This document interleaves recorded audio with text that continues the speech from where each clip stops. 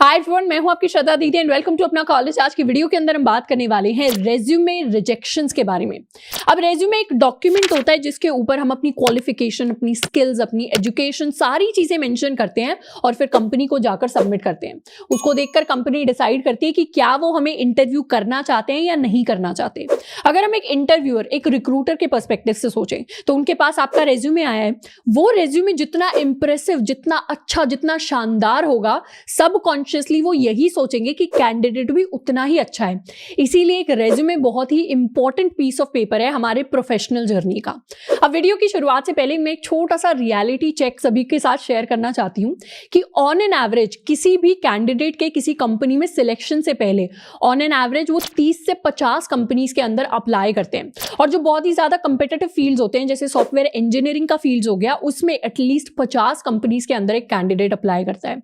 अगर मैं इसका आपके साथ एक फैक्ट भी शेयर करूं तो रिसेंटली एक स्टूडेंट था जिसका 1 करोड़ प्लस का पैकेज लगा है Amazon के अंदर and it was an international package. उन्होंने हमारी प्लेलिस्ट से भी पढ़ा था, तो उनका कहना था कि उन्होंने अपने फर्स्ट प्लेसमेंट से पहले एटलीस्ट 100 कंपनीज के अंदर अप्लाई किया था अपने रेज्यूमे के साथ। तो ऐसा नहीं है कि अगर हमने 4-5 कंपनीज के अंदर अप्लाई किया है और हमारा रेज्यूमे सिलेक्ट नहीं हुआ तो उसको हम एक रिजेक्शन की तरह ले लें।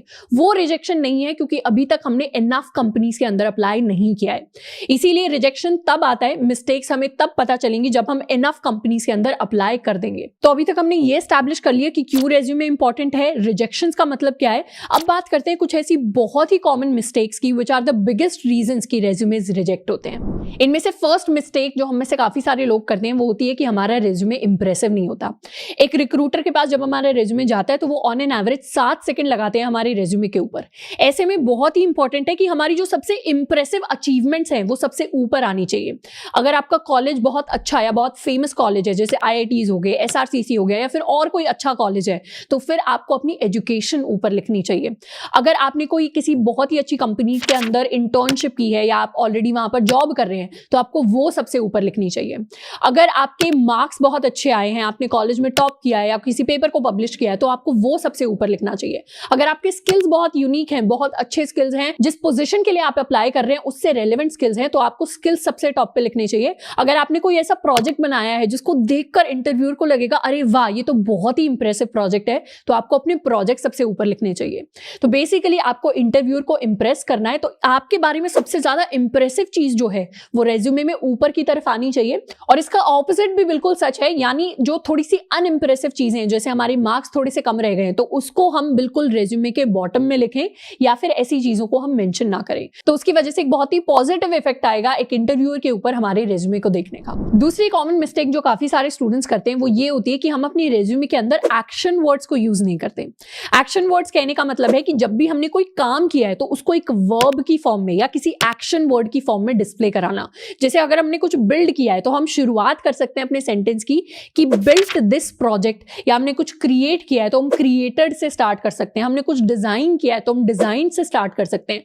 तो जो भी हमने एक्शन लिया है वो एक इंटरव्यूअर के दिमाग में एक पॉजिटिव इफेक्ट डालता है कि हाँ कोई काम किया गया है, और वो काम कितना कॉन्क्रीट है उसको दिखाने के लिए हम क्वांटिफाई कर सकते हैं अपनी अचीवमेंट्स को।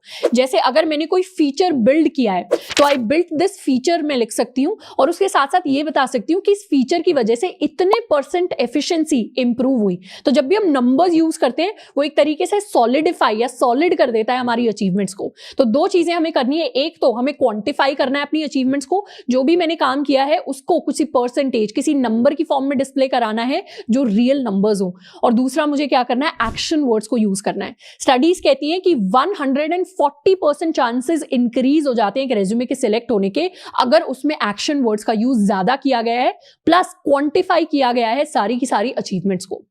तीसरी और कॉमन मिस्टेक जो काफी सारे स्टूडेंट्स करते हैं वो होती है टाइपोज की।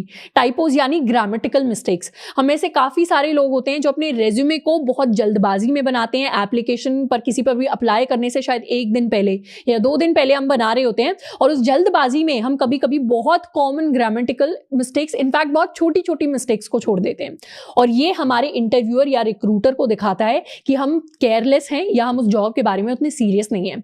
इसीलिए अगर आपने एक रेज्यूमे बनाया है तो उसको डबल चेक एटलीस्ट करना है कि उसके अंदर कोई भी छोटी मोटी ग्रामर की मिस्टेक ना हो जाए, कोई टाइपो ना हो जाए, किसी टेक्नोलॉजी का नाम आपने लिखा है या किसी स्किल का नाम आपने लिखा है तो उसकी स्पेलिंग हमेशा सही होनी चाहिए। ये हमारी सीरियसनेस और हमारा डेडिकेशन दिखाता है किसी भी जॉब की तरफ। इसके साथ साथ काफी सारे रेज्यूमेज में कोई लिंक्डइन प्रोफाइल का लिंक होता है या कोई ईमेल होता है जो अनप्रोफेशनल लगता है।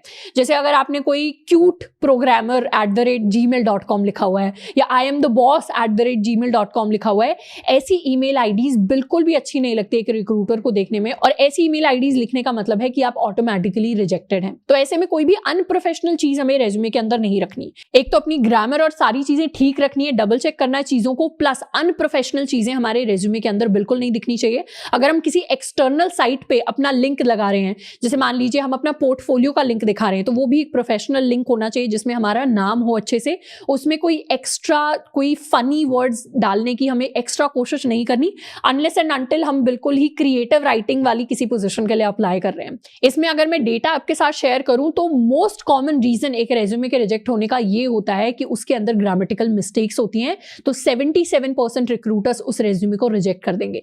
सेकंड मोस्ट कॉमन रीजन होता है कि लोगों ने बहुत ही अनप्रोफेशनल ईमेल्स लिखी होती हैं जिसकी वजह से 35% रिक्रूटर्स उन रेज्यूमेस को रिजेक्ट कर देते हैं। तो इसीलिए ये जो 3 मोस्ट कॉमन मिस्टेक्स है इनका हमें बिल्कुल खास ध्यान रखना है।